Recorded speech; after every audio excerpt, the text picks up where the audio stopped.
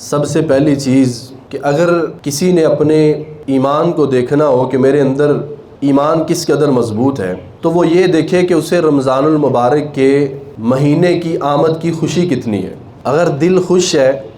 اور مسلمان کلمہ پڑھنے والا مومن بندہ انتظار کر رہا ہے کہ کب یہ مبارک گھڑی ہمیں نصیب ہو جائے، تو یہ اس کے مضبوط ایمان کی علامت ہے۔ اور اگر انسان دل سے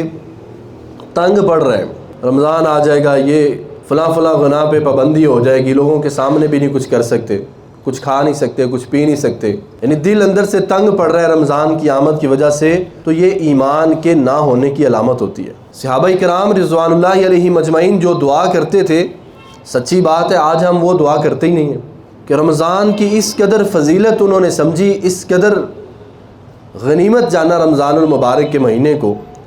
کہ 6 مہینے پہلے وہ اس کے لیے دعا کر رہے ہیں۔ اور ہمارے ہاں تو 6 مہینے پہلے رمضان کا تصور بھی نہیں ہوتا، کیونکہ ہماری پلاننگ کے اندر دین تھوڑی ہوتا ہے۔ اور یہ جو